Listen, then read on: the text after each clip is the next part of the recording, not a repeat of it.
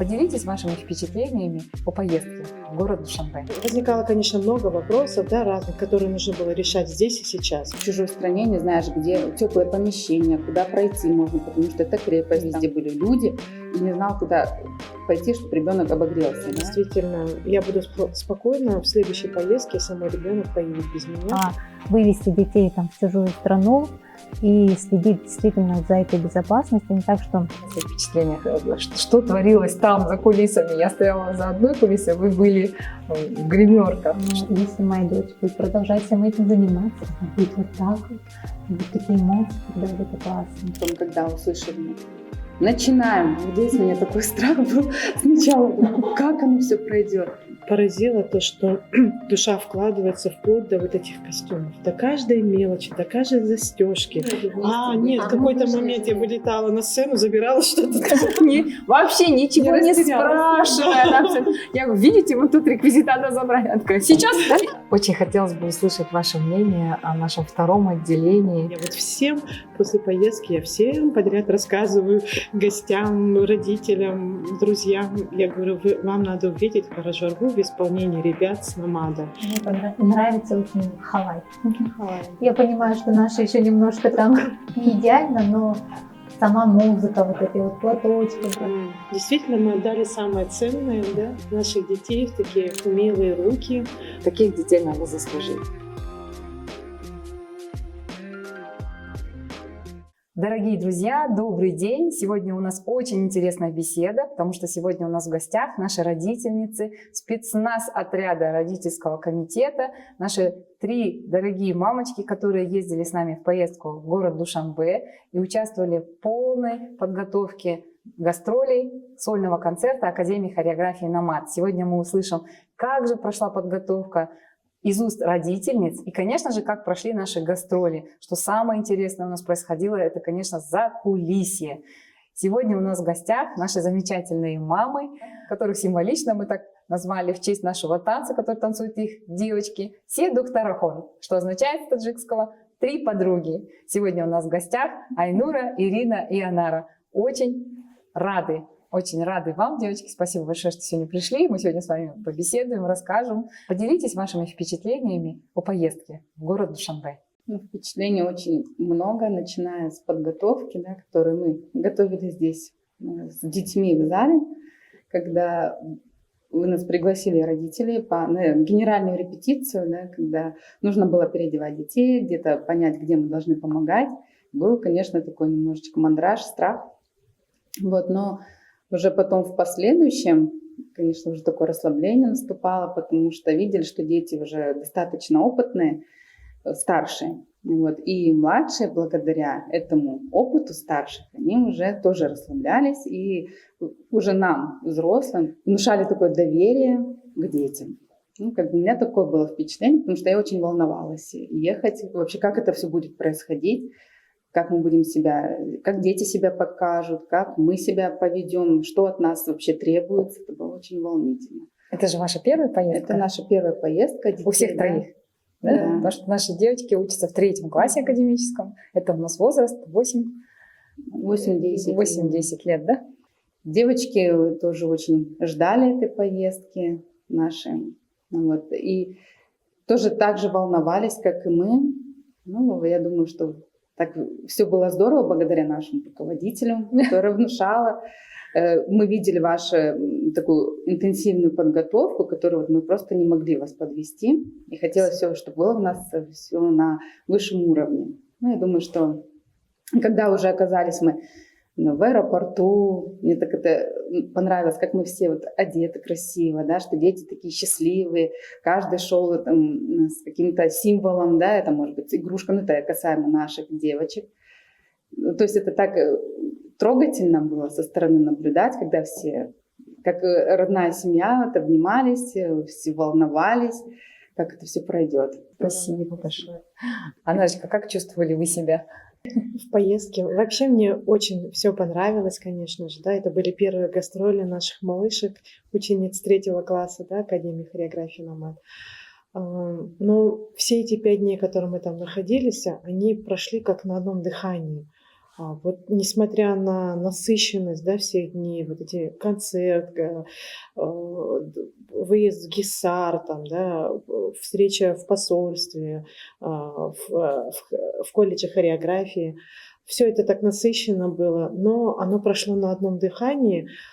Почему? Наверное, потому что вот эта атмосфера, которая царила в самом коллективе, меня вот поразило это, что все вот эта слаженность, это чувство локтя, это вот никаких заминок, да, возникало, конечно, много вопросов, да, разных, которые нужно было решать здесь и сейчас, но это решалось быстро, оперативно. Такие моменты возникали, когда там, да, Азель Булатовна в радиорубке кричит: там, мама, Яна, и по фуршету подойдите. Мы такие с горящими глазами втроем бежим с гримерной на 3-й этаж, не знаем, где этот путь, находим, втроем прибегаем, запыхавшиеся, ждем. Потом она говорит: а есть же рации? Есть рации. Оказывается, можно было по рации общаться. Вот, то есть все это делать, потому что мы все хотели, чтобы все прошло так, как вы задумали, все прошло на высоком уровне, и любое там нужно это сделать, мы подхватывали, решали на месте, да, а как там, например, не получился вопрос с симками, да, мы там любого звукорежиссера, да, со встречающей стороны останавливали, нам нужно сделать звонок, да, ну, то есть вот эти все моменты, все это решалось быстро, оперативно. Ну, вот благодаря, наверное, нашему настрою, нашему желанию помочь. То есть мы понимали, что мы ехали там не отдыхать, да, а были и правой, и левой там рукой, и мы здесь, и нас не должно быть здесь, да. Вот как бы вот этот настрой, он, наверное, помогал нам. И, надеюсь, мы справились. Да? Замечательно справились, Да. на самом деле. Замечательно Поэтому... справились. Большая благодарность родителей вам, потому что без вас мы бы не справились, на самом деле, так, как оно было. Вот, на высшем уровне проведено все. Я на своем посту понимала, что есть мамочки, ответственные мамочки, и я понимала, что все будет отлично, потому что мы вас уже знаем не первый год, да, тем более вы еще раз доказали в поездке этот уровень. Да. Спасибо. Хочется даже похлопаем вам. Такое ощущение было, будто вы действительно уже профессиональные такие уже родители, которые не первый раз ездят. Ну, а что больше всего впечатлило? Вот, Айнушка, а вас что впечатлило больше всего в этой поездке? Начну сначала, да, с самой подготовки. Как ваше административное дело, ну, вообще ваш весь офис, девочки по полочкам расписали, списки предоставили детей, ну, немаловажно, мы знали уже, кто сколько едет, какие дети взрослые, какие дети помладше, за кем нужно там пристально смотреть, за кем нет. И с этим списком, когда мы туда прилетели, у меня здесь полной ответственности вообще ничего не было, так скажем, по секрету. Я понимала, что там помогать за кулисами – это одно, а вывести детей там в чужую страну и следить действительно за этой безопасностью, не так, что родители привели на концерт и забрали, нет такого, а там прям с утра до вечера, ночь, там обед, ужин, чтобы покушали, там умылись, собрались, ничего не забыли. В этот момент нужно было следить. То есть вот эта вот ответственность, сверхъестественная ответственность, я бы сказала, за чужих детей. Понравилось, как нас встретили. Прям таджикская сторона очень гостеприимная оказались. У меня какая-то невероятная любовь, уважение к этому народу появилось после поездки. Какой он красивый, в принципе, Душанбе, ГИСАР, как люди нас встречали. Даже когда мы пошли в колледж, там дети, как бы, ну, они не понимают, кто мы и зачем мы здесь, тоже были очень приветственны, доброжелательно все настроены. И, ну, мне понравилось взаимоотношение педагогов и детей, старших детей к младшим. Я уже несколько раз об этом говорила. Это меня прям поразило. Ну, это не поразило. По идее, это норма, но то, что она есть, и это прививается, насколько мальчики деликатны, заботливые, проявляют это они, не так, скажем, не к своей девушке, да, а к абсолютно посторонним девочкам, что, ну, это приятно, это показывает нашим девочкам, что мальчики, они должны быть такими. Джентльменами. Да, джентльменами. Старшими братьями. Да, действительно, это так. Ну, проявляет эту заботу, так скажем. Да, вот даже когда вот мы были в ГИСАР, да, вот наша малышка одна замерзла, мы понимаем, что мы надели все, что можно, но при этом ребенок замерз. И когда она уже стоит, у нее слезы на глазах, у наши старшие товарищи, так скажем, да, по цеху, наши ребята старших классов, они, не раздумывая, тут же сообразили снять куртку, говорят, давайте мы будем греть, потому что она его прям была до пола, и ребенка грели, при этом при всем они сами менялись. Но это тоже как бы немаловажно, когда ты, может быть, в ответственности за всех детей, иногда пока сообразишь, ну, касаемо меня, да, пока сообразишь, что сделать, потому что в чужой стране не знаешь, где теплое помещение, куда пройти можно, потому что это крепость, там, в принципе, не было таких помещений, везде были люди, и не знал, куда пойти, чтобы ребенок обогрелся, да, и, ну, мы быстро нашли выход, ребята подсказали, да, что они куртку надели и согрели ребенка, при этом при всем они сами между собой менялись, чтобы самим не замерзнуть. Мне это тоже очень впечатлило, и как бы уважение такое вызвало у ребят.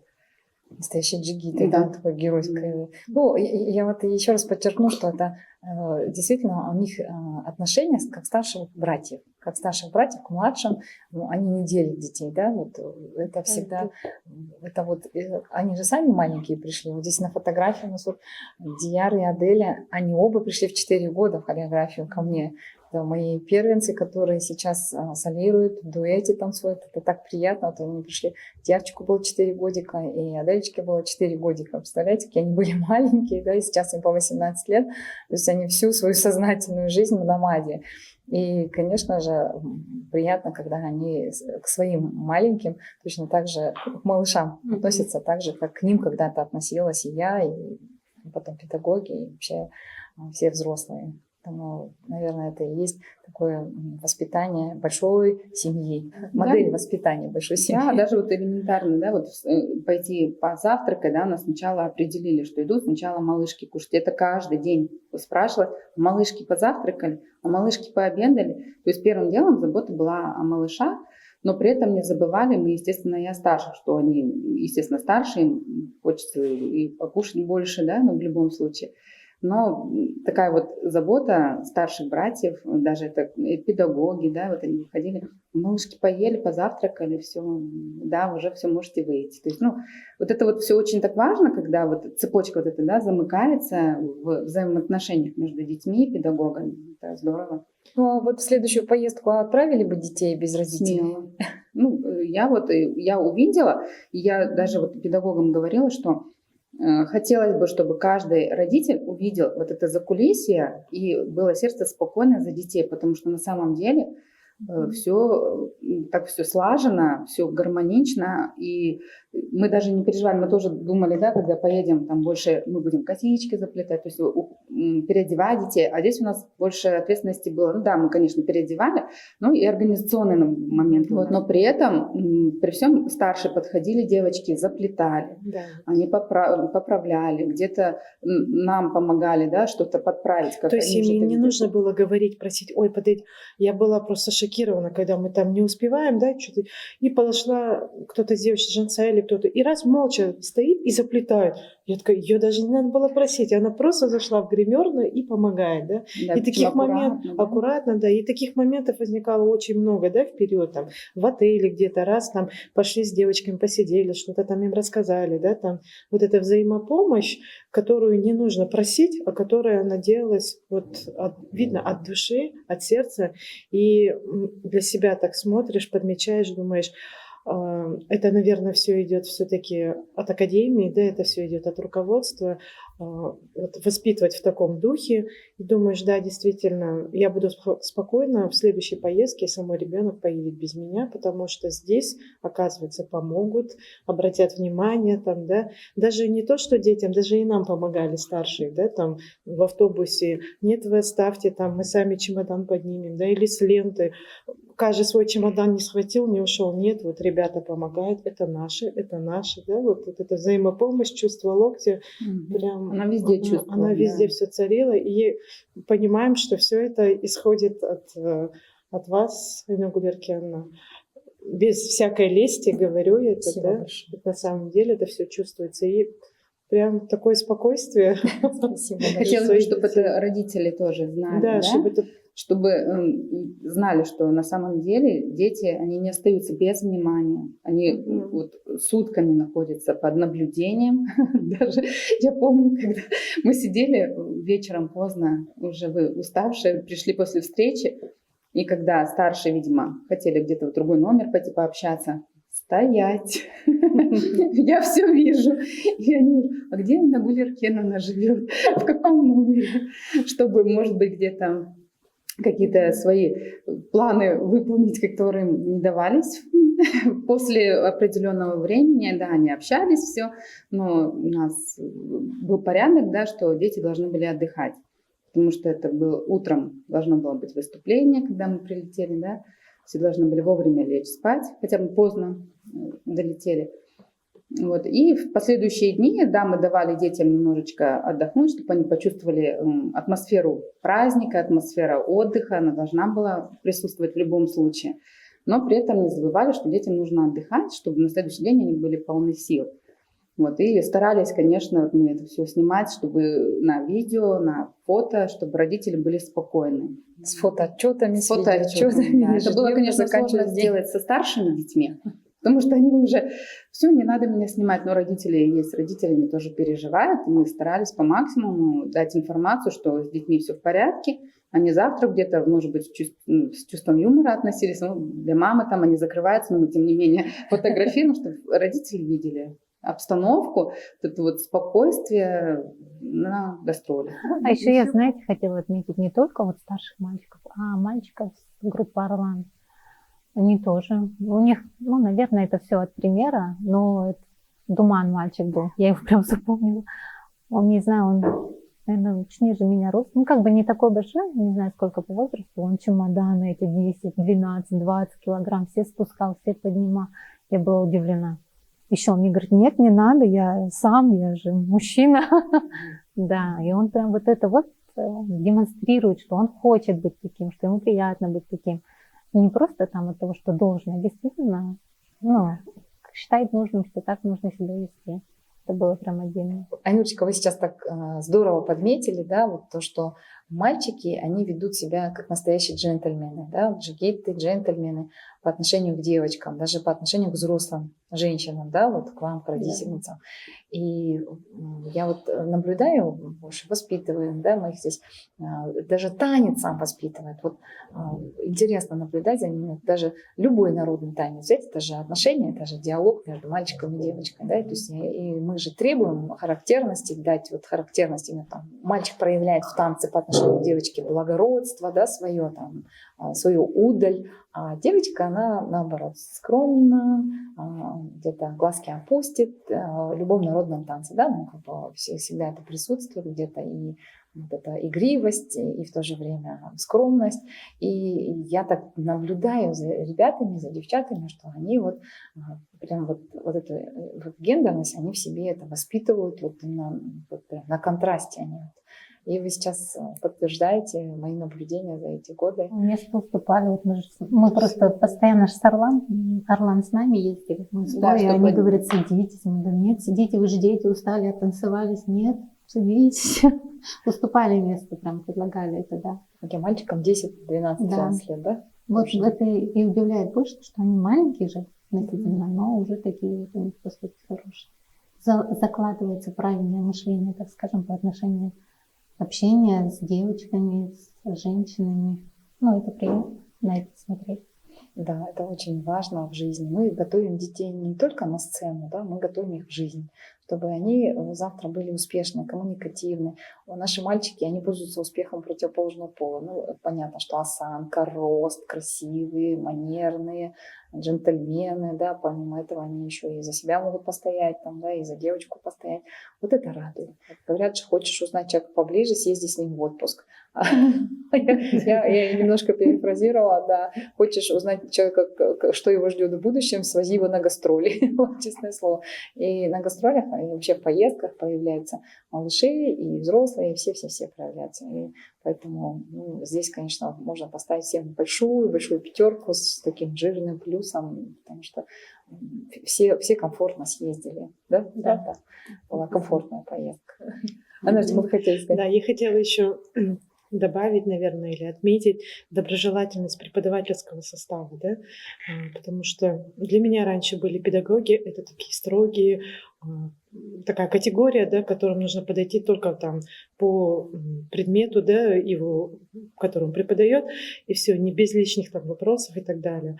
Но в этой поездке я увидела, ну, я много для себя что увидела, я увидела и свою дочь в коллективе, да, я увидела преподавателей, какие они изнутри, да, вот, так сказать, закулисье, да, их доброжелательность, их тоже вот это отношение как отеческое, да, там, можно сказать, материнское, да, так, отношение к детям, не безразличие, тоже это успокаивает как родителя, да, то есть отправляя в будущем в поездку, я буду тоже спокойна, что они мимо не пройдут, они всегда помогут. И вообще в целом, когда у меня ребенок пришел, ну, вернусь там, на 4 года в прошлое, когда у меня ребенок пришел, вот эта вот любовь к хореографии, любовь к танцу привили именно здесь. То есть они не оттолкнули, а именно с первого урока, да, с первых там 5 минут у меня ребенок захотел вернуться. Захотела вернуться в Академию НАМАТ, потому что мы параллельно отдали там на художественную гимнастику и в Академию хореографии, и там урок побыла, и здесь урок побыла. Тогда на левом берегу у вас был филиал, и ребенок сделал вот выбор, остановился у вас и на вашей академии. К чему я? К тому, что это вот многое зависит от преподавателя. Как себя поведет.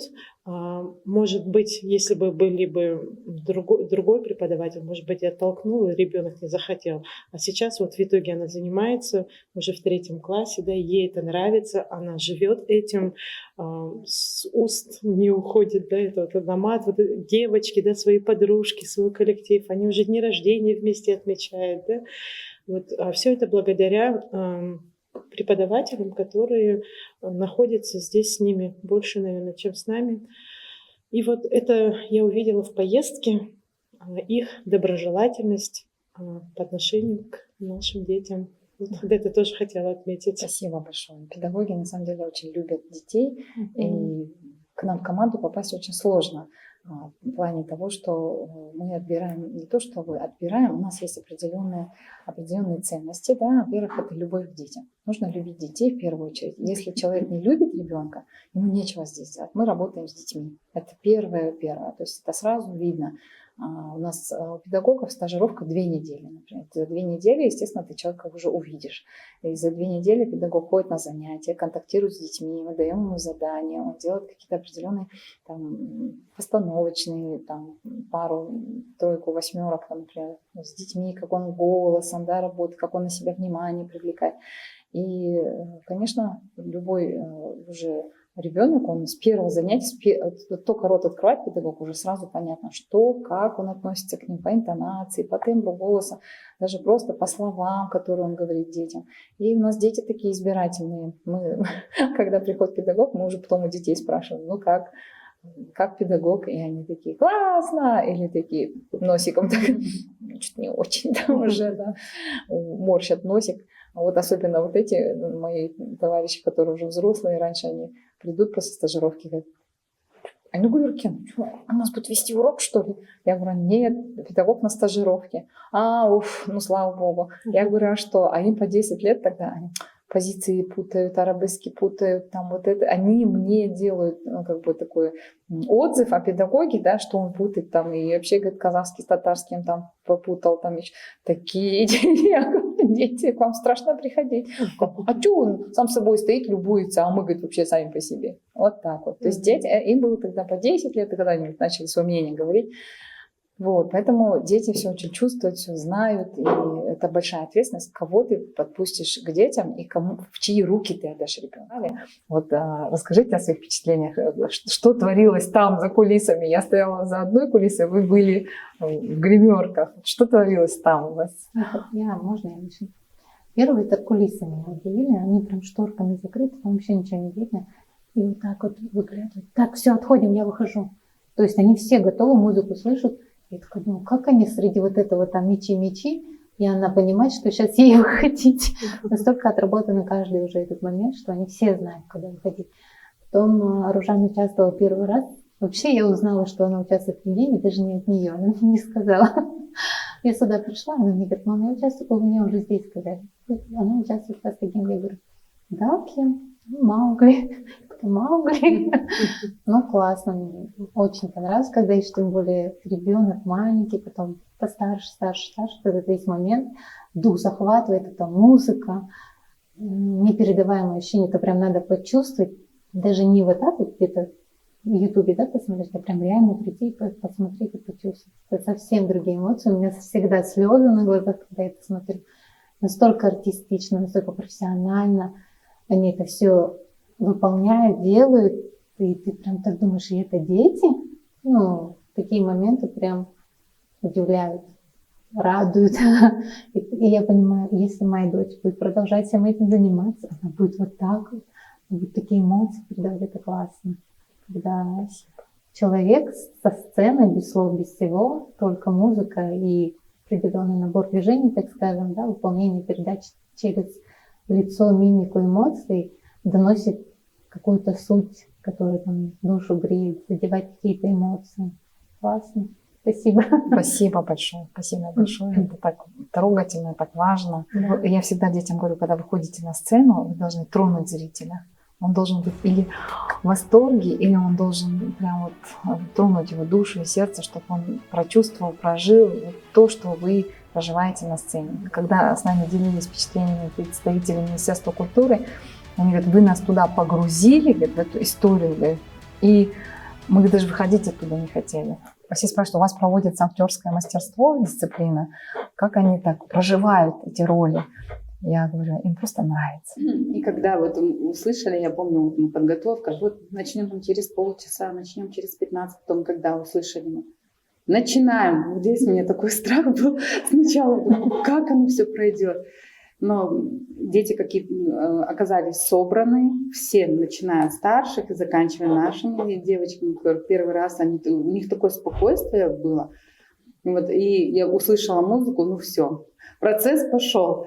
И при этом, при всем, старшие, да, вот мы стояли за кулисами, мы не видим, что происходит там на сцене, потому что кулисы закрыты. Старшие уже открывают кулисы, они уже знают, в какой момент их открыть нужно. И младшие знают, в какую сторону им пройти. И у меня такое спокойствие появилось, что мы все успеваем переодевать. Тоже когда от одного номера к другому мы уже все продумали, мы уже сами погрузились в эту атмосферу легенды. Ну, это здорово было. Музыка, которая нас туда окунула, погрузила, да. И дети, на самом деле, это их актерское мастерство, здорово так сыграли. И они на самом деле впечатлили зрителей, и это очень важно. Я еще хотела отметить, меня поразили, вот вообще в целом намат — это вот душа, да, все делается с душой и с сердцем, от сердца, да, это чувствуется в каждой детали. И меня поразили костюмы. Это вот когда мы там переодевали, раньше я видела только со стороны, а тут когда переодевали, когда там Еркежан сапожки, думаю, боже мой, даже сапожки такие качественные, такие нежные, думаю, и вот это же натуральная надо, замша. Да, вот это все было, это чувствовалось, ощущалось, и вот эти костюмы, они оживали в исполнении наших детей, да, и насколько это качественно, да, вот там волк, да, я думаю, боже мой, это вот прям изображение настоящего волка, да, там. Вот поразило то, что душа вкладывается вплоть до вот этих костюмов, до каждой мелочи, до каждой застежки, до качества, да, что это вот натуральное, дышащее там, да. Можно было бы там что-то такое, не знаю, подешевле, главное, яркое, да, там, а здесь вот даже ткани, вот даже сапожки меня поразили, какие они были нежные, качественные, вот. Это вот когда ребенок все это на себя одевает, ощущения у него уже совсем другие, да, когда одеваешь и потом выполняешь там свою роль, да, танцуешь, то либо ты одел какой-то там костюм менее, да, качественный, наверное, другие ощущения были бы, да, а здесь это, наверное, как-то подкрыляет. Да, вы совершенно верно подметили, Надечка, совершенно верно. Я всегда за то, чтобы костюмы служили долго. Это, во-первых, качество, да. Потом всегда продумаешь, как они смотреться должны на сцене. Одно дело, когда мы в жизни ткань, вроде такая ткань в жизни, ну, красиво. А на сцене она раз и не просмотрелась, да, например. И, конечно же, за мобильность костюмов. Это быстро надевать, быстро снимать, это все очень важно. И чтобы дышала, вы правильно подметили, потому что дети очень сильно потеют, потому что хореография не из простых, и поэтому тут продумываешь все детали, чтобы где-то обманку надеваешь, там, допустим, где-то одно под другое, уже сшиты, допустим, там вшиты где-то рукава, где-то, ну, чтобы это было быстро. Штаны, да, то есть штанишки, брюки, все, что внизу, шьется так, чтобы это было на свободу движения. Это все тестируется и смотрится на детей. И действительно, чтобы детям было не просто комфортно, а еще и красиво. И когда наши дети куда-то едут или выходят на сцену, я всегда уверена, что они себя чувствуют на 1000% уверенно. И вот бывают концерты, когда другие коллективы там где-то встречаются, и наши такие подходят и говорят: а у нас костюмы красивее. Я говорю: это хорошо, придерживаю свое мнение при себе, хорошо? И дети такие, ну, то есть они всегда сравнивают себя. Поэтому это важно, чтобы дети были в красивых костюмах и еще не повторялись, чтобы таких костюмов никого не было. А вот особенно мы можем здесь сказать о танце Седух Тарахон, да? Да. Таких костюмов. Я с гордостью показывала своим родственникам, вот, фотосессию уже проводили, показывала все эти фотографии профессиональные, и все замечали, какие костюмы красивые. Седух Тарахон тоже говорит, а вот эти вот особенно, да, вот, ну, они вот, видно, что это вот не просто какой-то там массовый пошив, да, а что это индивидуально для каждого танца, продумано, с душой и со своей идеей, да, вот, это все чувствуется в этих костюмах. Каждая деталь, да? Каждая деталь, продумана. да. То есть это не простой труд придумать этот образ, воплотить это в костюм, чтобы ребенок себя чувствовал в нем прекрасно, да, чтобы вошел в роль. Да, это на самом деле здорово. Я вижу, мне кажется, я уже привыкла к этому качеству костюмов, да, когда видишь их. Сейчас вы заметили, да, что ребенок на самом деле одевает такой костюм, да, чувствует себя, конечно, на высоте, Звездой, да, звездой. звездой. Ну, это правда, это так и есть. Так должно быть. Так должно быть, чтобы вот мы, даже вот сегодня у нас на фотографиях вот костюмы, они шились по аналогу экспонатов в музей. То есть мы не один раз ходили в музей, не один раз это все снимали, фотографировали, обращались к истории, где-то что-то модернизировали. Это для удобства артиста. И все эти костюмы, они уже шились именно вот по аналогу исторического костюма. На нашем концерте было несколько дизайнеров, очень знаменитых, ведущих дизайнеров города Душанбе. И после концерта они подходили и отметили наши костюмы так особенным дизайнерским языком. Я обращала внимание на все, на все детали. А вот эти сумочки, а эти ножи, а сапоги, а камни, а перья, а шапки, и все в такой цвет. Я говорю, ну надо же, я вот смотрела и удивилась, он говорит, а ткани, а игра цветов и сочетание между собой. То есть эксперт, дизайнер одежды, да, он отметил нас очень высоко. Это очень высокая для нас оценка, это очень радует, конечно. Спасибо, что у нас такой подход. И вкус, да, такой, да. Это благодаря вам, вы же идею такую даете. Ну, это правда, вы Спасибо тоже большое. должны об этом знать. Спасибо большое. Дизайнер говорит, а кто вам, говорит, дизайн разрабатывает? Я говорю, я. А кто, говорит, ткани закупает? Я говорю, я. То есть это делается вот так, надевается, говорю, обувь, и на базар выбираем ткани, подбираем, смотрим между собой, еще чтобы они между собой не повторялись. Костюм, танец и костюм, чтобы они не повторялись.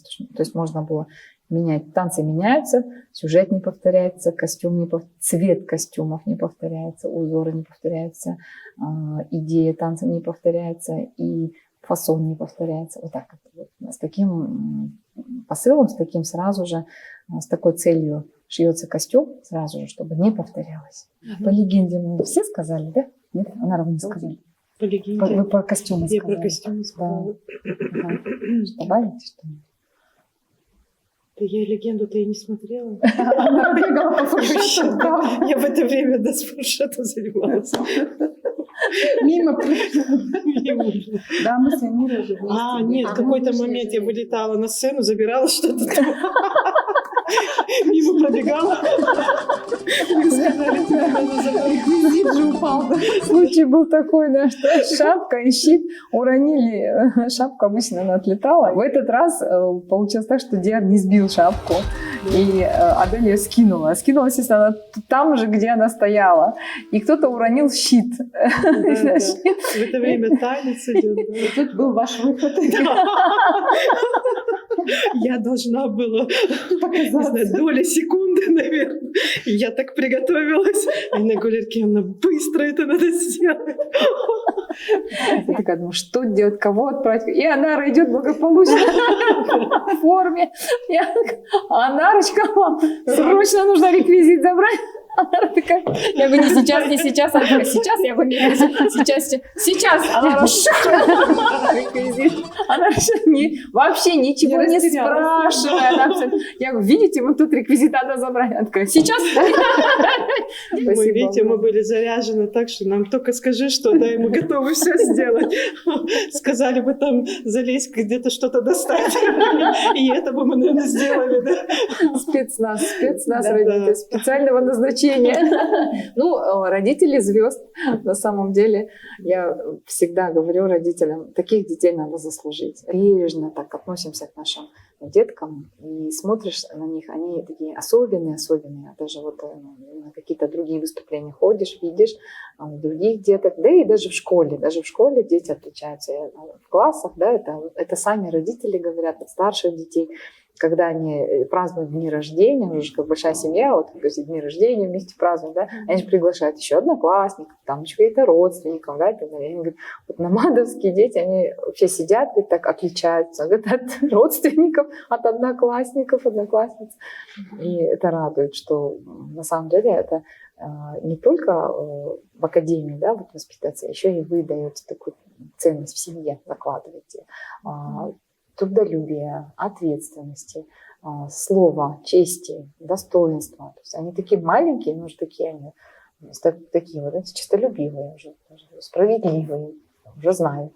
Да, и вот уже между собой даже общаясь, да, мы заметили, например, помладшие классы и старшие, тоже они вроде бы вместе всегда время проводят, но если кто-то что-то там сказал, академисты так не разговаривают. То есть, тоже уже они постарше девочки, хоть у них там год разница, 1,5, они уже тех девочек делают, не то что замечания, а то, что академисты так не разговаривают.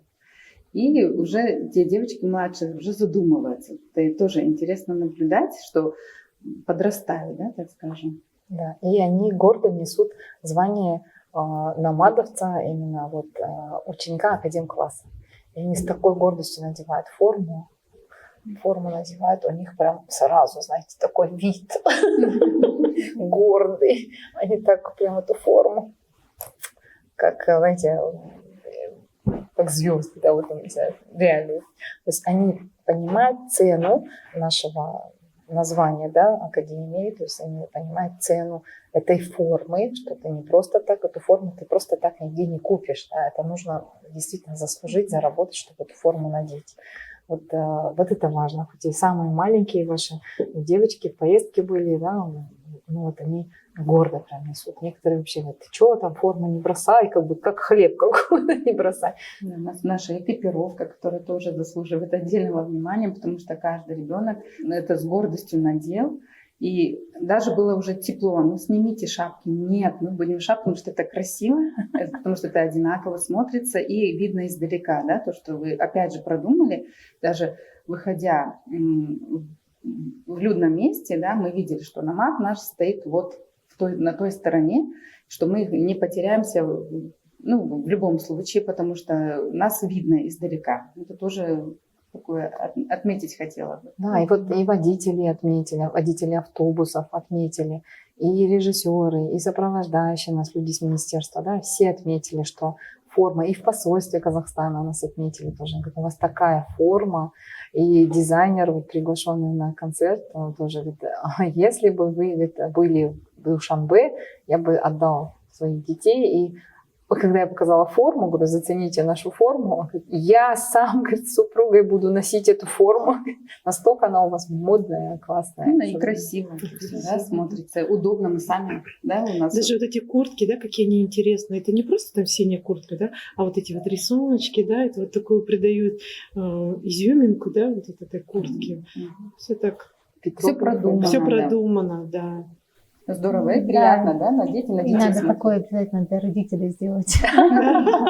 Мы внесем Да. это предложение Родкома. Потому что, ну, хочется быть Да. прям действительно вот не только вот так В вот со семье, стороны, да. да, а так в семье быть полноценно. Чтобы видели, что мы тоже из Намата, Да. не так мимо проходили.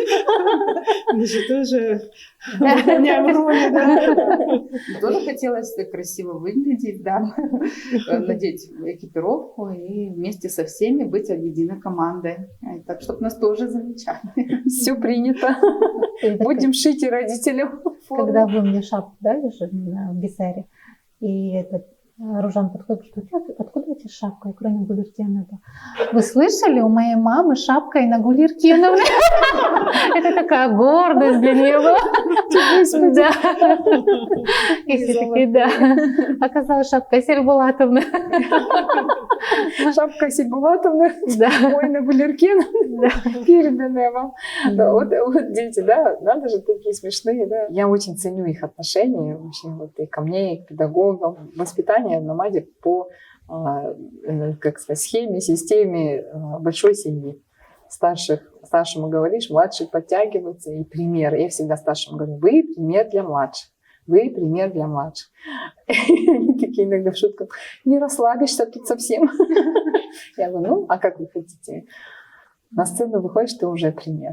Мы тоже им говорили, вы смотрите, вы вот ведите себя так достойно, там же есть 2 класс, 1 класс, они на вас будут смотреть, да? Точно так же вы должны им помогать, вы должны им пример показывать, и у них так тоже так самооценка поднимается, Важность, да? да? Ну, важность такая. Это здорово, это здорово. Они все копируют, дети, все копируют. Что дома говорится, что в социуме говорится. Здесь они находятся больше, чем дома. В Намаде, да, то есть они приходят после школы, они практически допоздна здесь, дети. Они уходить не хотят отсюда. Когда вы даете перерыв, там, час-два, я говорю, мы тебя заберем, покормим, привезем. Нет, я буду там. Вот они уходить не хотят. Старшие вообще тут прыгают. Я выхожу уже так, 22:30. Мальчики, дом есть? Дом. Идем домой. Вот, дом. Отсюда выходим и в дом. Они смеются. Я говорю, сейчас мы еще чуть-чуть попрыгаем, позанимаемся. Это вот хочется действительно, чтобы... Когда-то у меня была такая... Даже не цель, наверное, а просто работаешь себе и понимаешь, что у детей должно быть 2-е место после семьи. Вот и Намат, он стал таким местом, 2-м местом после семьи. Они могут здесь прийти, они ко мне в кабинет могут зайти, вытащить что-то сладкое, там, а можно там вот это съесть все, что в холодильнике, в кухне. То есть они как дома ходят. Они свободно себя чувствуют. Свободно, потому что знают, что их любят. Поэтому им здесь и комфортно, да, потому что им дается эта свобода, и с ними считаются с каждым, как с членом семьи, с проблемами, они могут смело подойти как к педагогу, так и к вам. Я уверена больше, чем что вы всегда поддержите, найдете время принятия каждого ребенка. Ну, это я могу с уверенностью сказать. Спасибо большое. На самом деле так. Когда мы были в ансамбле и перешли в академию, это 2 разных ребенка. Она стала более такая собранная, дисциплинированная. Ничего не надо говорить, она уже сама собралась, сама уроки делает, приносит только проверить все. А до этого мы перешли, когда мы были во 2 класс переходили. И нет, в 1 класс мы поступили, отучились какое-то время, и потом поступили в академию. И я думаю, как классно. Я думала, мы не будем успевать 5 дней в неделю, будем на танцах здесь пропадать, еще уроки 5 дней в неделю надо делать. Когда мы это все... У меня была паника, если честно. У меня был страх, что мы не будем все это успевать. А тут наоборот. То есть наоборот, чук-чук-чук, как будто бы сложилась его полочка в голове у ребенка, и все. У нас еще есть время погулять, куда-то там в гости сходить, съездить куда-то, и все, и нормально успеваем. Дети более собранные, да? Собранные, да. Это чувствуется. Мотивированные, да? Собранные, да, и мотивированные, да. У них четко в голове график уже какой-то построен, они знают, для чего ходят, они знают, зачем они ходят, что это не просто там отзанимались уроки, все как бы на этом. Они пришли, здесь пообщались. Они знают, что у них есть концерт, они знают, что у них есть гастроли какие-то. Ну, вот в Душанбе, ну, когда она пришла, сказала, мы летим в Душанбе. Я говорю, ну, еще под большим вопросом, полетим мы или нет. Она даже нас не спрашивает. Она уже говорит, мы летим, да. У нее нет в голове, что нужно у нас спросить даже. Все, мы летим, значит летим, все, полетели. То есть это то, что они здесь каждый день занимаются, и вот это вот результат их труда, это классно. Они понимают, для чего они сюда ходят. Не просто там показать, какая у них хорошая сейчас растяжка там, или еще что-то, а действительно выезды, вот эти вот выступления, овации, там какие-то подарки от родителей. Ну, это того стоит. Спасибо. И вот они, наверное, очень больше, наверное, слушают даже, чем родители, преподаватели слушают. Например, преподаватель дал какую-то установку, все, они следуют этой установке. И ты, если там что-то скажешь, нет, мама, мне сделает замечание, да? То есть вот эти установки, правильно, когда преподаватель говорит, там, на концерт вы должны то-то, то-то, то-то. Все, нам дополнительно ничего не нужно объяснять. Она сама собирает это все, да, вот это, все, что нужно там на концерт, да. И это классно, когда вот все идет отсюда, с академии, и нам ничего не нужно там дорабатывать. У нас готовый ребенок уже с определенным своими мыслями, планом, да, так сказать, действий. И уже знает то, что нужно ему. Да. Вот это вот тоже важно. Да, это важно, это дорогого стоит. Я всегда говорю, у любого человека, у нас у всех есть эффект третьего лица. Да? Мы говорим всегда, эффект третьего лица, он всегда на нас срабатывает больше почему-то. И вот очень бывают моменты, когда родители ревнуют к педагогам или ко мне. У меня были такие случаи, когда детей забирали из ревности. То есть ребенок приходит, и у него на устах все время Айна Гулькена так сказала, Айна Гулькена так сказала, Айна Гулькена вот это показала, а она сказала вот так делать и так далее.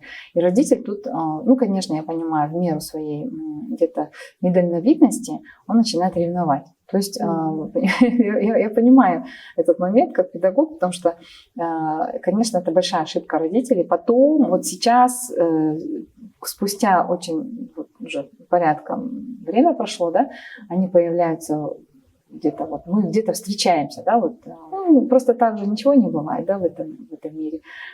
И они говорят, Айна Гулькена, здравствуйте, извините, вот мы ушли тогда, вы знаете, как я жалею.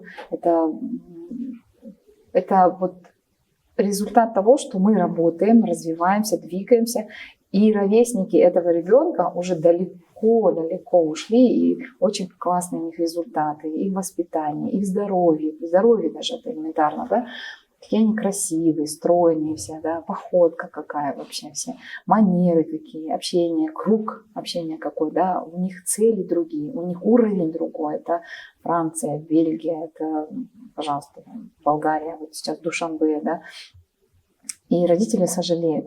Я вот сейчас это вот как-то вспомнилось, почему? Потому что вы затронули такую тему, важную тему в жизни каждого человека, когда есть наставник. Вот раньше в древности и у казахов, и у русских, и вообще в древности отдавали всегда наставнику ребенка воспитывать. Вот отдают, у него есть наставник, они отдавали его, чтобы он его воспитал. И даже вот во многих фильмах показывают, да, там в рыцарство отдают, там в медресе отдают, везде. Для чего это делалось? Для того, чтобы ребенок брал пример и знания у наставника. Миссия намада – помогать родителям раскрывать таланты и способности своих детей через хореографию. Это мы не говорим о том, что миссия намада раскрывать талант, хореографические таланты, способности. Нет. То есть через хореографию, по нашей методике, по нашей системе обучения. Да? То есть за вот эти годы, за 12 с лишним лет у нас уже сформировалась вот эта вот ценность. Вы сами это увидели, сами это уже отметили, да? Потому что это же не отрепетируешь, да, вот такое. Вот так себя видеть с детьми, или вот так при родителях там видеть. Нет, это уже у них впитывается, то, что и называется социокультурный отпечаток у ребенка. Да? Знать, где сказать что, знать, как сказать, знать, кому сказать, кому как сказать. Да? То есть вот это все, оно здесь формируется, даже на репетициях, даже на занятиях. репетицию ведешь, например, кто-то из детей начинает другому ребенку делать замечания. А потом это же все в характер там вплетается. Тут же пресекаешь этот момент и говоришь: так, мы вам не мешаем, госпожа балетмейстер, там, или там, ну, шутку где-то, они там уже хихикают, потом уже понимают, и это у них потом оттачиваются положительные черты характера. Потому что в социуме ты по-другому не сможешь. А тем более здесь все сильные, да, вот в классе все сильные дети, все отобранные дети по своим способностям, да, по своему ресурсности. И, естественно, каждый тут звезда. И всегда говоришь им: здесь одна звезда. Здесь нету звезд, дорогие мои, здесь одна большая звезда, это намат. Вот намат, вы вместе, вы намат.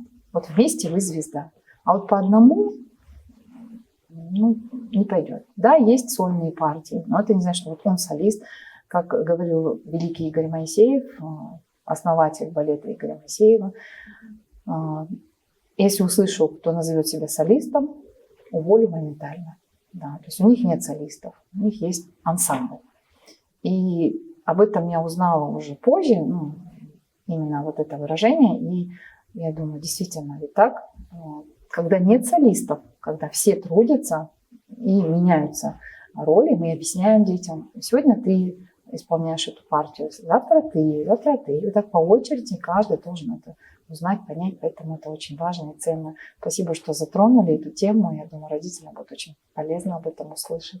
Вчера я когда смотрела рилс, последний вот выставили, что-то там про Душанбе было, не помню там сам текст, и думаю, блин, какое классное детство у моего ребенка, насколько оно яркое, насыщенное. Я помню то, что вот обычно там в семье дается, а тут еще вот то, что не в семье. То, что он может спокойно куда-то там полететь, то, что у нее там даже есть отдельный час с девочками, который никак не связан ни с школой, ни с чем. А им это нравится, плюс еще ко всему. Думаешь, блин, ну, наверное, я все правильно делаю как родитель. Что когда-то отдала, что сейчас получаем такие плоды, так скажем, ее труда. И, ну, не знаю, такая гордость прям вчера была у меня, когда я смотрела. Думаю, как приятно, что есть и Инстаграм, который это все транслирует, показывает нам. Не зря мы, да, везде у нас лозунг «намат», чтобы гордиться своим ребенком.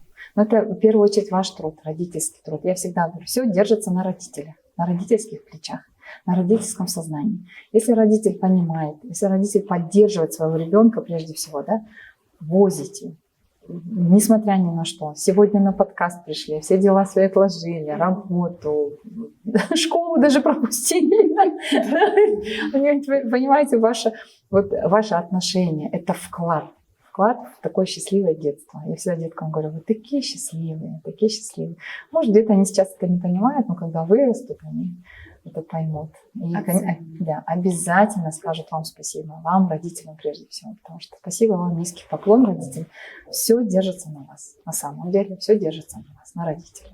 Вот вы всегда еще на всех концертах, когда вы выступаете, говорите: спасибо вам за то, что вы отдаете свое самое ценное, доверяете нам. И это на самом деле так. Раньше, если, например, до поездки, у меня до и после разделилось, до поездки в Душанбе, делать все на автомате, ребенок хочет, да, привозишь, выступаешь, да, танцуешь.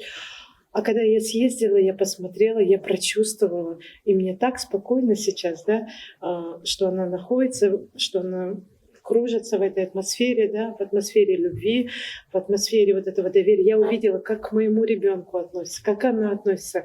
Например, даже те же самые обнимашки. Я рассказывала мамам, да, я сама по себе человек не такой, который подойдет и там обнимет, да.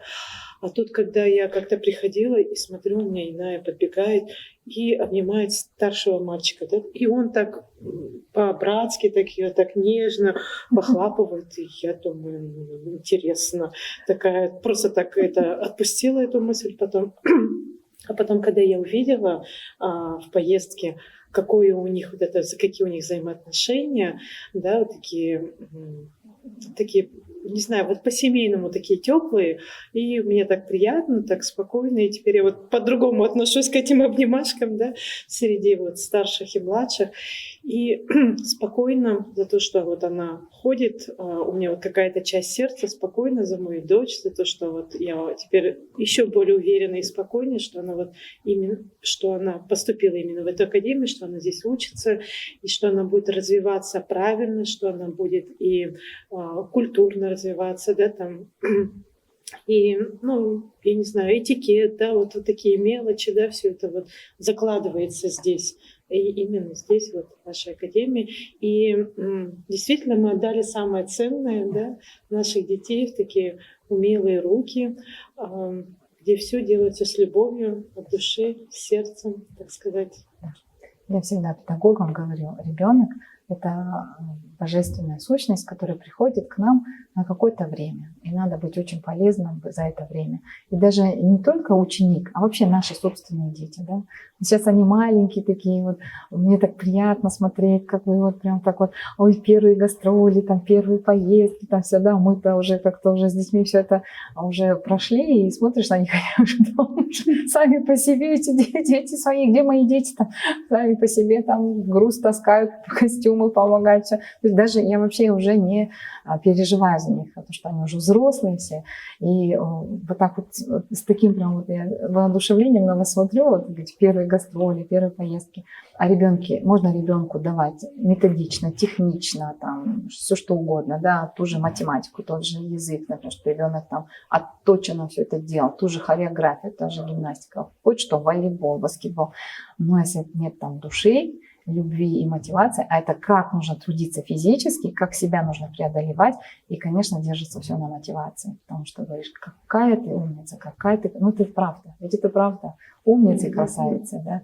Очень хотелось бы услышать ваше мнение о нашем втором отделении. Извиняюсь, на концерте-то мы не были, не видели, не лицезрели, но когда на мастер-классе показали Хорожогу, боже мой, это такая гордость была, благодарная публика, да, которая присутствовала, когда они все стоя аплодировали, там, браво, да, это не прекращалось, да, вот пока вот хлопали.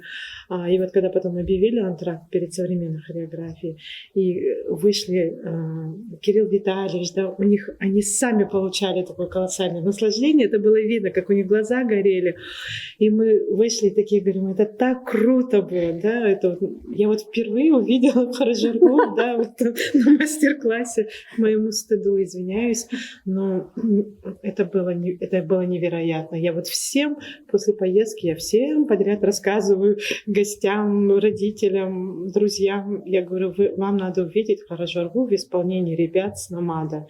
Это, говорю, очень профессионально, высоко, я не знаю, до каждой кончика ногтей, наверное, да, вложено все в этот танец, как это профессионально выглядело. Вот мне вот этот танец очень запал в душу. Я не помню, как называется танец. Старшие дети танцевали вот так вот рукавами такие длинные. Кулябский. Вот он мне запал в душу. Прям шикарно. Кумбок называется. Да, он прям яркие костюмы, они отточенные движения. Музыка такая прям, ну не знаю, мне прям очень понравилось. И мне нравится очень Хавай. Я понимаю, что наши еще немножко там не идеально, но сама музыка, вот эти вот платочки, вот это вот все, да, очень ярко, красочно, прям зажигательно. Прям смотришь, думаешь, как классно. И сама так немножко притоп там и готова платочком помахать. Кстати, в этот раз Халай прям зажег зал. Вы слышали, не слышали, какие аплодисменты были? Мне все сказали, там, уже Халай закончился и до сих пор там хлопали, да? Вот даже Хайрбек подтвердит. Хайрбек, вы же были в зале, да? Ну, кому хлопали больше всего? Какому танцу? О, наша визитная карточка. Но действительно это мощные номера, которые и по ритмичности своей, по энергетике очень мощные. И это впечатление, конечно, зрителя производит. А среди педагогов мне очень нравится, как Камил Сандыков с Кириллом Витальевичем. Это прям так вот эти вот Камил Сандыков, да. Украинский номер. Украинский, да, вот прям понравилось тоже.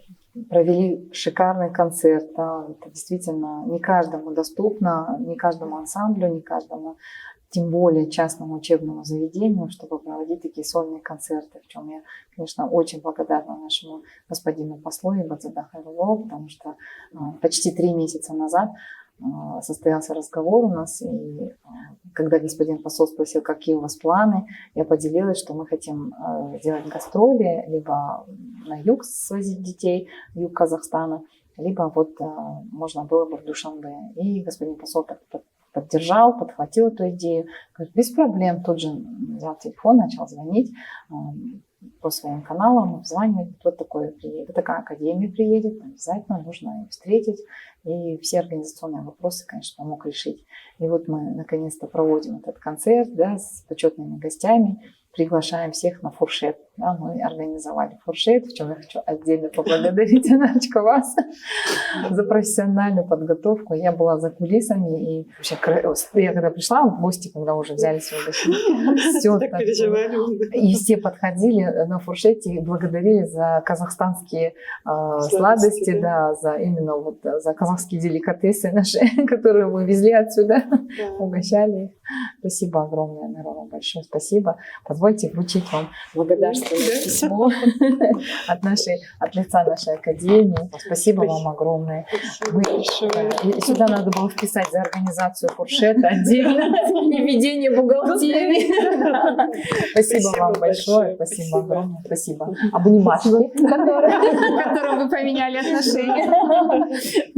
Девочкам мы вручили на чаепитие. Спасибо вам большое. Пусть это благодарственное письмо будет как частичка души нашей намадовской, частичкой огромного труда родительского вашего, чтобы дома оно вот так вот вас радовало, напоминало. Спасибо большое, Айнагуль Еркена, за вашу оценку.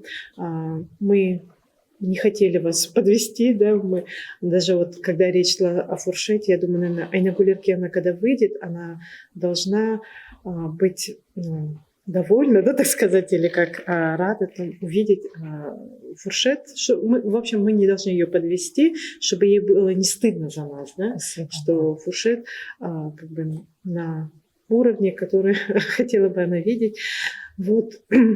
Ну, хотелось бы еще отметить, вот, наверное, в поездке нашей, да, одно из мероприятий, это было такой теплый прием нашего посла Казахстана в Таджикистане, да. Это на самом деле было тоже одно из таких мероприятий, теплых, повторюсь еще раз, да, потому что вот та душа, с которой они нас встречали, вот, по тому дастархану, который они накрыли, да, который они накрыли все своими руками, да, испекли, приготовили, это чувствовалась вот эта любовь к нашим детям, да, вот они дети говорили, да, и вот он так четко подметил, что вы делаете, наверное, больше, чем мы дипломаты, поскольку вы несете культуру Казахстана в мир, да, через его речь чувствовалась вот эта отеческая забота. Вы здесь находитесь, говорит, вы знаете, что вы находитесь под защитой нашей, да. Это было, думаю, тоже дети-то, может, и не понимают, старшие понимают, да, где они находились. То трепетное отношение всех работников посольства, да, как они вот относились к детям, это вот так все чувствовалось, это было так тепло на душе, и рахмет им большой тоже. Действительно, как вы говорите, это не каждому, наверное, дано, не каждая делегация из Казахстана, да, чтобы их встречала на таком уровне. Мы поехали на гастроли, дети выступают, и люди Душанбе пришли посмотреть на детей. Мы, например, здесь, ну я, по крайней мере, не хожу на никакие детские выступления, помимо вот, где моя дочь участвует, и все. Поэтому за это отдельная благодарность и вам, и им, за то, что они пришли, уделили время, и мы не подвели их ожидания и оправдали этот большой был восторг, уважение, что они нас действительно начали все приглашать. И из посольства, и везде. Ну, может, это было запланировано до этого, но сам факт того, что они пришли посмотреть на детский труд, на детское творчество, это большого стоит, я считаю. На самом деле стоит отметить, что не каждого артиста приглашает посол Республики Казахстан, да, на территории зарубежной, и с такими почестями встречают. Действительно, к нам отнеслись вот прям вот как будто приехали в свой родной дом, приехали дети и внуки. Вот так нас встречали, угощали. Действительно, все угощения были изготовлены своими руками, девчатами, сотрудницами и супругами работников посольства. Так было приятно. И когда они говорили, что нас гордость распирала, мы плакали, мы так хлопали, какие костюмы, какие дети. Это все дорого стоит. В Болгарии впервые сам господин посол Казахстана приехал из столицы специально познакомиться с нами, увидеть нас, вручить благодарственное письмо такое красивое, сувенир. В Бельгии господин посол Казахстана приезжал специально на наш концерт тоже из столицы, город Сан-Гелен, в сопровождении сотрудников посольства. Также нас сопровождали 2 государственных телеканала, Казахстан и Хабар, транслировали новости о нас. И в Душанбе снова нас встречает господин посол. Это было очень на высоком уровне, и это радует и приятно. И, конечно же, когда ты готовишь ту или иную программу, ты всегда понимаешь, что придут люди с посольства, придут твои соотечественники, диаспора казахская, да, которая была у нас на концерте. И, соответственно, ты хочешь сделать всю работу так, чтобы они запомнили нас, полюбили нас, снова были новые встречи, да, либо здесь, в Казахстане, либо там же, за рубежом. И это очень приятно.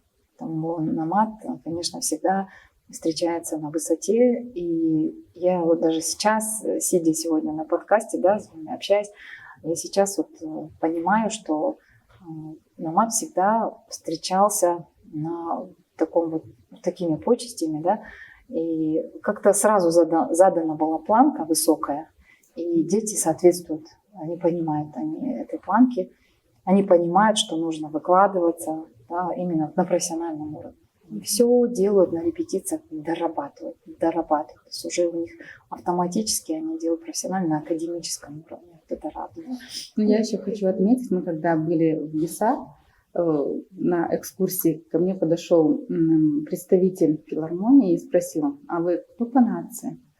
Я говорю: русская. Вы, говорит, из Казахстана? Я говорю: да. А вот у вас еще какие нации есть? Я говорю: разные. Мы Кирилл Витальевич сказал, говорит, я метис. Ну, то есть как бы обозначили свою национальность. Он говорит: какая у вас национальная страна?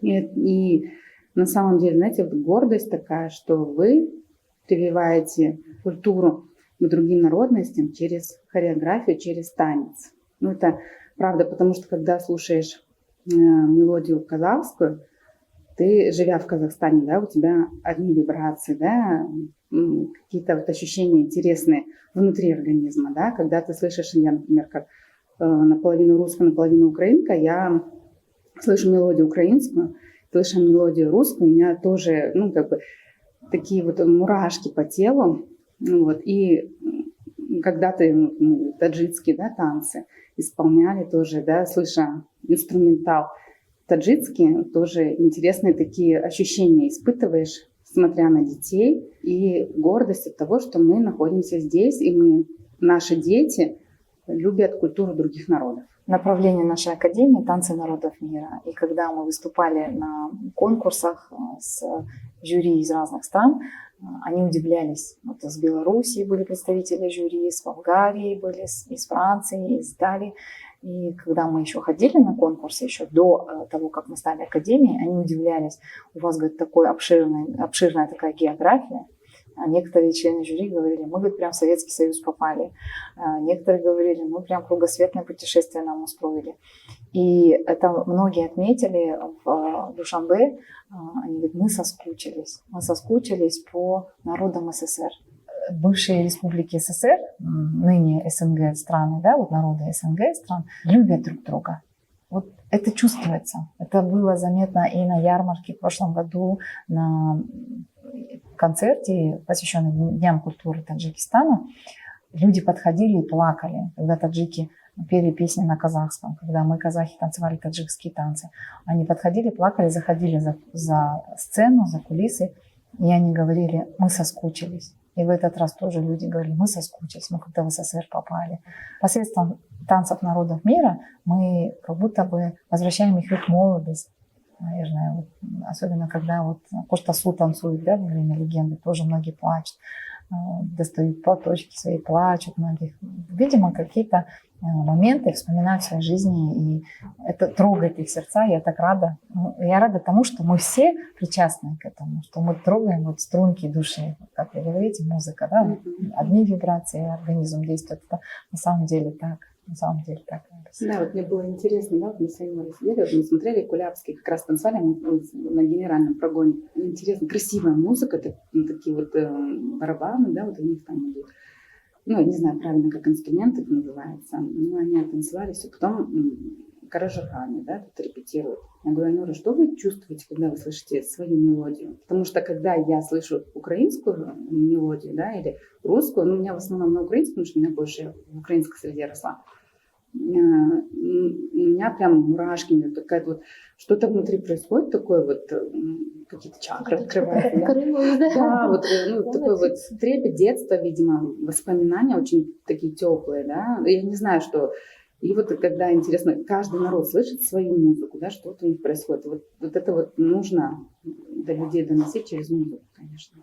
Да, на самом деле, что происходит? Народная музыка – это эволюция народа.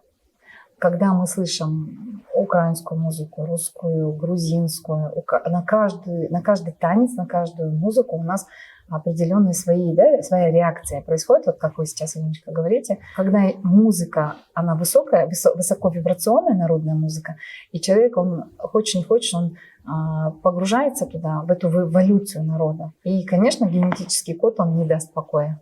Он не даст покоя, он в любом случае... Тот или иной народ пережил массу всего, да, там масса всего было, и войны, и любовь, и страдания, и успех, и радость, и богатство, и бедность, и все-все-все. И хочешь не хочешь, генетический код в нас, он начинает активироваться. И как говорит специалист по мозгу, да, это мать-терапевт, аудиопсихофонолог Светлана Тулуспаева, она говорит: Айна Гулякемна, когда я прихожу на ваши концерты, я, говорит, плачу, говорит, и радуюсь. У меня, говорит, такой, говорит, скачок эмоций.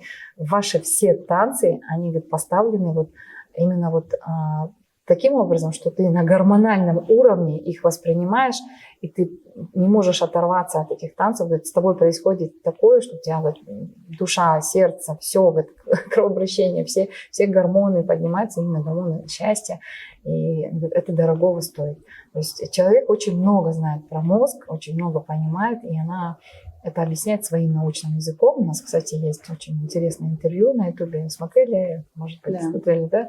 Очень интересно она объясняет воздействие хореографии на мозг. И очень рекомендую посмотреть, кто не видел, посмотреть это интервью, потому что очень много полезного для себя узнаете, полезного для своих детей. И, конечно же, народные танцы, они укрепляют также гендерность, эволюцию народа, уважение друг к другу, мир, единство. Ну, конечно, очень сложное направление в хореографии, но мы благополучно, успешно осваиваем это направление с детками, потому что с детства они воспитываются на музыкальных композициях разных народов. Они еще народ не видели, не знают народ еще, но они уже любят. Как мы ставили сербский танец, они понятия не имеют, кто такие сербы, что такое Сербия. Они маленькие были, 8-10 лет, но они уже говорят: сербский танец любим. То есть через вот танец они уже народ этот любят. Это интересно посмотреть. Еще не были в Грузии, а как любят Грузию, да, уже через грузинский танец. И так со всеми, с каждым танцем. Когда ходишь куда-либо с ребенком или даже во дворе, там у нас же всегда это профессиональная дурка, и они говорят: о, вы, наверное, художественной гимнастикой или еще что-то в этом роде. Нет, народные танцы. А что народные танцы сейчас вот так выглядят? Такие, говорит, как будто художественная гимнастика. Я говорю: ну, не знаю, как у нас вот так выглядят народные. Да, это уже академический уровень, это детки, как я уже говорила, избранные. И вы те самые счастливые родители, к которым пришли такие дети, с чем я вас поздравляю, дорогие наши родители, потому что таких детей надо заслужить на самом деле. И вы большие молодцы, родители. Спасибо вам за ваш труд. Огромное спасибо папам девочек, которые воспитывают настоящих принцесс. И спасибо вам за ваш пример детям. И я очень счастлива, что вы в нашей команде спецназ родителей, за то, что вы доверили нам свои самые ценные, ваших деток, становление личности и вообще развитие. И как девочки, и мамы мальчиков, джигитов. Впереди у нас много работы. Очень много работы, интересной работы. Не хочу сказать, что время пролетит в Номаде, так вот просто вы увидите уже там буквально через 5-10 лет своих красавиц, которые будут взрослые, красивые, талантливые, успешные, которые скромные при всем при этом, в окружении хороших, добрых друзей. И, конечно же, будут вас радовать своими успехами. Вам большое спасибо, Инна Гергеновна, за те эмоции, за ту атмосферу, в которой находятся и обучаются наши дети. Знаете, что мы всегда на подмоге, да? Где-то что-то, то мы всегда готовы оказать вам любую помощь. Спасибо. Спасибо. И специально, чтобы Анарочка здесь рядом сидела, чаще обниматься. Хоть вам это и непривычно было до намада, как говорите, у нас все смеются родители. У нас, говорит, была жизнь до намада, говорит, и жизнь с намадом, говорит, просто вот. Да, так и есть. Дорогие друзья, спасибо, что сегодня были с нами и слушали наш душевный подкаст с нашими прекрасными мамочками, которые помогают развивать и популяризировать казахский танец за рубежом. И не только казахский танец, а также танцы народов мира, которые всю душу вкладывают в развитие своих детей и развитие намада, на которых держится вся работа Академии. Я всегда говорю и повторюсь еще раз, любое детское развитие держится на родителях. Дорогие уважаемые наши родители, не уставайте, только вперед и вверх.